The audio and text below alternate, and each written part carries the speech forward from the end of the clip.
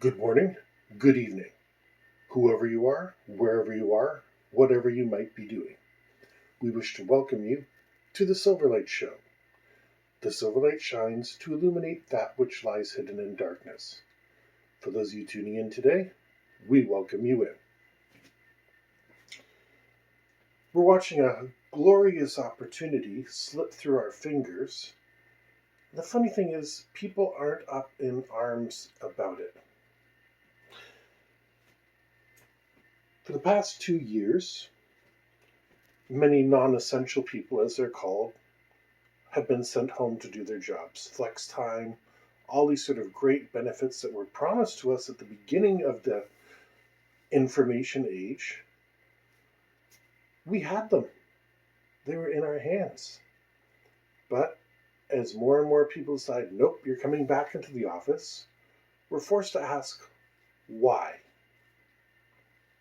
It's 2022, not 1972. So while worker productivity has remained perfectly fine over the past couple of years. Yes, there's a million jokes and memes online about the guy having his desk set up with like a hot tub at his waist and, bottle of wine poured into his coffee cup. Yes, there are those people who have been slacking off. But you know what? Silverlight so happens to be a former boss and a long-serving boss. It's pretty easy to tell whether your employees are getting their jobs done or not. Even back in 2005, no, actually 2002, 2002, we had detailed breakdowns of what all of our employees were doing. How much time they're taking breaking, how much time they're taking um, doing administrative work, how much time. Everything was logged in the system. It was there at a heartbeat. And we found out the most surprising thing was that our perceptions of our employees were almost always wrong. The employees who were fast and got the job done were also almost always the safest. They did their jobs, they did their background checks, they did everything properly. The ones who were slow and got places when they wanted and kind of went throughout the day didn't catch any of the problems that they would run across in the day. They didn't even spend time working on them. So I've been burdened with this knowledge for 20 years. Your perception is not reality. Now, what's the reason for employees being needed back in the office?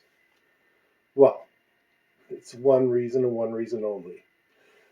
Your boss needs to feel important. They need to go out in the morning and be welcomed by everybody and do the circuit and shake people's hands and talk and whatever the heck they need to do. And then they can go sit in their office and then kick their feet back and think, what a good job I just did by management by walking about. By the way, that's a real technique, management by walking about. You simply wander around, just like what a teacher does when they want their students to do stuff. You just wander around the classroom and suddenly somebody picks up a pen and starts writing, oh, I must be doing a good job because they're doing something. 2020 to 2022, with the little blip that came our way with the unspecified virus of unknown origin, has taught us there's a lot of very easy ways to measure production. First of all, deadlines. Are they consistently being met? The yes, no. It's such an easy questionnaire to fill out. Yes/no. Are they being filled out? If not, hey, let's investigate. Maybe there's other factors. Maybe they're getting some tasks assigned to them that are either really complicated or beyond their skill level. Maybe there's an opportunity to train here. See, that's the way Silverlight thinks when he's managing. The employee is not necessarily a dud, but they need a little bit finer attention to detail paid to them. Now, quite likely, you can find people who are goofing off and not doing what they're supposed to. And again, it's all reflected in the computer records. Call taking. Almost every single company records their calls now. I would be surprised to find any who don't. Because, I mean, if you work at a pizza place, you're going to get some idiot calling you at 1 o'clock in the morning who wants 16 extra large pizzas. He wants them delivered in 20 minutes. And if not, he's calling every 10 minutes and screaming abuse at you. Or she. Or whatever in the modern LGBTQ friendly world. Because jerks are all races and sexes. Let's be honest, nobody's got a monopoly. Now, those are workers. Okay, sorry, if you're working at a pizza place, a coffee place, stuff like that, you need to go in. But speaking as somebody who's been in an industry for a long time, who's never really understood why for the past 20 years we haven't been automated, I'm shocked to see how many people are just throwing up their hands and saying, okay, we'll go back to things the way they were. There's so many more opportunities at the present time. I was talking to actually a couple government agencies on Friday trying to work things out, and we all said the difference between what is available now and was not available in 2020 is staggering. We have lost some things, like the one I'll give you an example of. I have elderly parents and I'm trying to work things around. So they used to actually be able to send an optometrist to your house for the right situation. You know, they don't do it for everybody. They're going to make sure you have some sort of condition. But the optometrist can update your prescription right there, do all that sort of stuff. They stopped doing that when the pandemic hit. But if an optometrist can do house calls, and house calls are not hard to monitor. You know how long it takes to do an exam, so okay, drive time with traffic figured in, how long it takes to get in and get out, give them an extra 15 minutes to an hour, depending on what your business is like, to sort out the various things that they may not expect to encounter, and let the employee know, hey, there's an incentive for getting more calls done during a day. You know, if you get one extra call per day done, at the end of the week, we all have a pizza party. I'm just throwing that out there. There's ways to have incentives that don't cripple the entire company. Because everybody wants more pay. That's ultimately what it comes down to. And this is what I don't understand. These employers are so committed to keeping these gigantic calling platforms open when cell phones are everywhere, they're cheap and they're plentiful, and companies get airtime at rates you and I could only dream of. Computers, once again, cheap, plentiful. The amount of computing power that we physically have at the present time, we could send somebody home with a laptop and they can be doing pretty much anything we want. Day traders prove it. They work on information that comes in within seconds. They're already changing their positions and moving things around. And they do all that at home with a phone and a laptop. And they're responsible for perhaps tens, if not hundreds, if not, millions of dollars worth of money. And they make their living off of it. Now, there is something to be said about teaching other employees, coaching other employees, that sort of thing. And it is helpful for somebody learning a system to be sitting beside you. So this is why I kind of lean towards the flex time side of the equation. You should have to come in a couple times a week. Maybe somebody's put something in your inbox which you wouldn't get. Maybe you got to use the scanner and your phone isn't working, whatever the case might be. There are reasons to come into the office, and you should have it scheduled that, okay, Bill, you're coming in Monday and Wednesday. Ted, you're coming in Tuesday and Thursday. And Steve, you got Wednesday and Friday. And then weekend service to be divided up according to seniority, according to blah, blah, blah. It's that easy to arrange. If you have more employees, you flip them up as you need them to be. Arranging a schedule is not a hard thing. Trust me, I've been arranging schedules for 20 years. And I don't see why companies are not taking advantage of this. Mechanic, there's another one. Mechanic physically has to be in. Okay, so you have a bigger machine shop, you have a bigger mechanics bay. whatever you're going to do, something you can't avoid. But flex time, it is a benefit.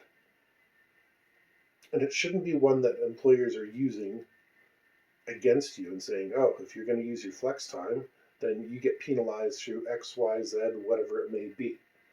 No, it should be part of almost every job description that doesn't involve passing a coffee across, hammering a nail into something, physical work that you physically must be there for.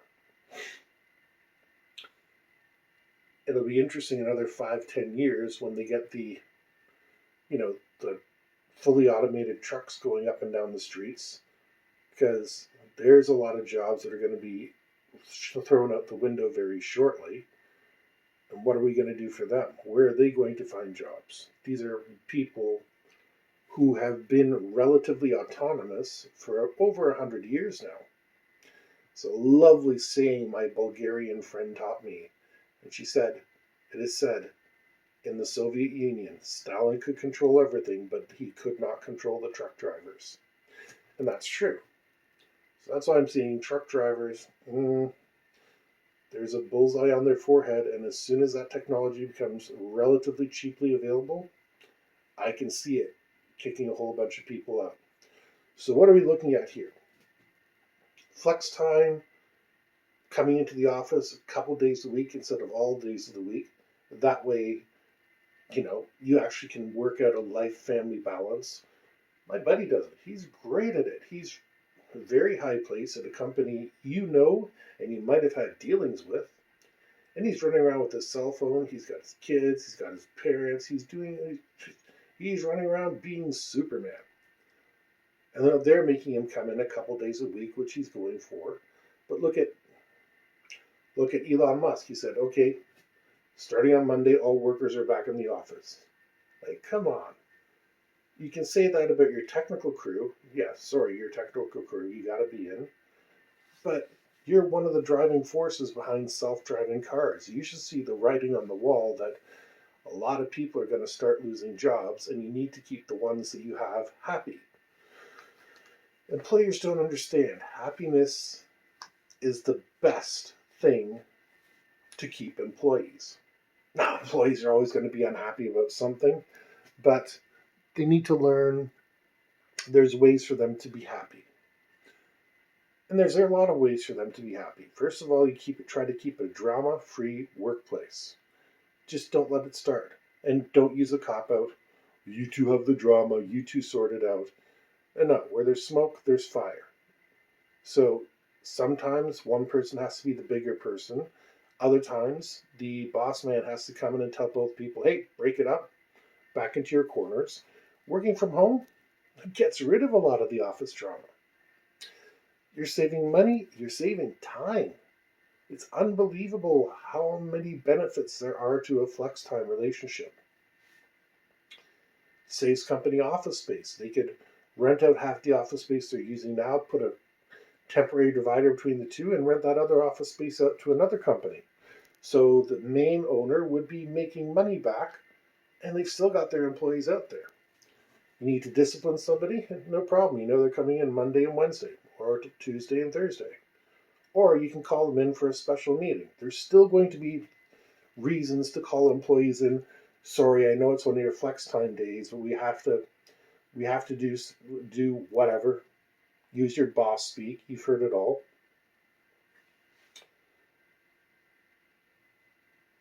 And like I said, they're coming for the driving jobs. They just got Uber Eats, Skip the Dishes, DoorDash, and all these things in place so that people could earn money. And that's all going to go straight out the door, because when cars start learning to drive themselves, what are the people doing? I know they're saying that someone has to be there controlling it, but sooner or later there's going to be some probably right-wing person that says, okay, we've done our run for the 10 years. It's time to let the machines take over. Now, this is not a Terminator situation or Maximum Overdrive where the machines are going to try to kill us. Not yet. But it still is interesting that we live in an age where the dream has happened, where balancing family and work was literally on our laps, was right on our plates. It's being taken right off the table. How dare you think about your family? How dare you think about your parents, your friends, anything like that? How dare you think you have the right to be anywhere other than sitting in this desk, shuffling papers from the right side to the left side from 9 to 5 or whatever your job might be? We already forgot the lessons of the pandemic. That's the unfortunate truth. We're not seeing the future. Companies are not going to be planning. There's going to be a big, big, big correction coming up.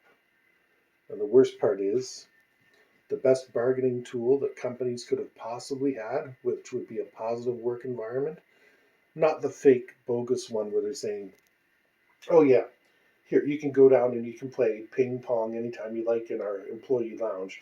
Yeah, we know employers watch that stuff like a hawk, and if you're caught in there, it's coming up on your next employee review. No, a real positive office culture where they're saying, yeah, we learned from 2020 and we've adapted to it, and now we're moving into 2022, 2023. We got our 5-year plan, 10-year plan, and we're going to be, working all over the place.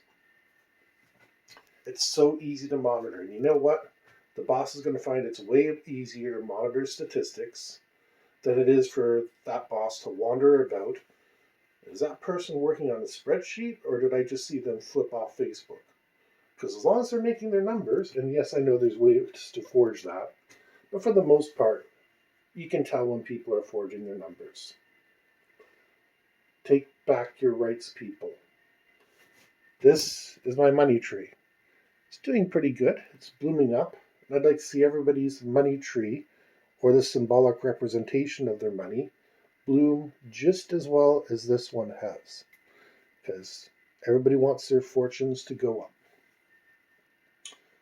Let's not lose the growth that we have had.